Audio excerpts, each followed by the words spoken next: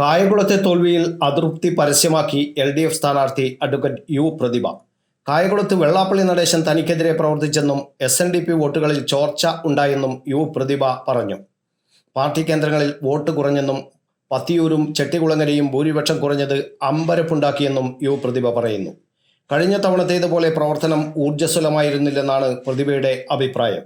സ്ഥിരമായി ഒന്നാമത് എത്തിയിരുന്ന ബൂത്തിൽ പോലും മുന്നേറാൻ ആയില്ലെന്നാണ് പ്രതിഭയുടെ അഭിപ്രായം. ആധികാരികമായി പാർട്ടി പറയട്ടെയെന്നും കൂട്ടിച്ചേർത്തു. വെള്ളാപ്പള്ളി നടേശനെതിരെ ശക്തമായ ആരോപണമാണ് പ്രതിഭ ഉന്നയിക്കുന്നത്. കായംകുളത്ത് തനിക്കെതിരെ വെള്ളാപ്പള്ളി പ്രവർത്തിച്ചു എന്നാണ് പ്രതിഭയുടെ ആരോപണം. ഇത് SNDP വോട്ടുകളിൽ ചോർച്ച ഉണ്ടാക്കി. യഥാർത്ഥ ശ്രീനാരായണിയായ തനിക്കെതിരെ പ്രവർത്തിച്ചു. കേരളത്തിൽ മൊത്തം ഇത്തരത്തിൽ പ്രതിപ്രവർത്തനം നടന്നിട്ടുണ്ടെന്നും യു പ്രതിഭ പറഞ്ഞു.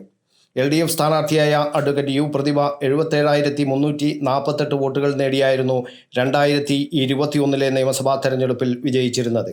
UDFിൻ്റെ അരിത ബാബു 71,050 വോട്ടുകൾ നേടി മികച്ച പ്രകടനം കാഴ്ചവെക്കുകയും ചെയ്തിരുന്നു.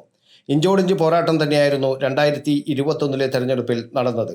6,298 വോട്ടുകളുടെ ഭൂരിപക്ഷത്തിലായിരുന്നു യു പ്രതിഭ അന്ന് വിജയിച്ചത്.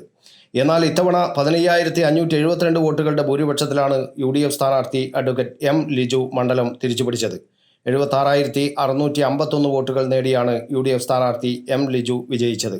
യു പ്രതിഭയ്ക്ക് 61,079 വോട്ടുകളും BDJS സ്ഥാനാർത്ഥി തമ്പി മേട്ടുതറയ്ക്ക് 16,973 വോട്ടുകളുമാണ് ലഭിച്ചത്. News bureau, Kannur media.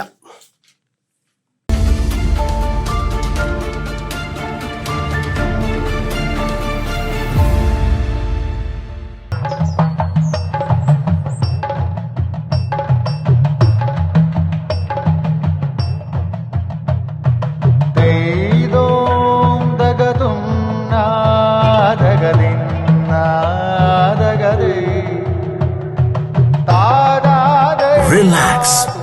Redefine yourself.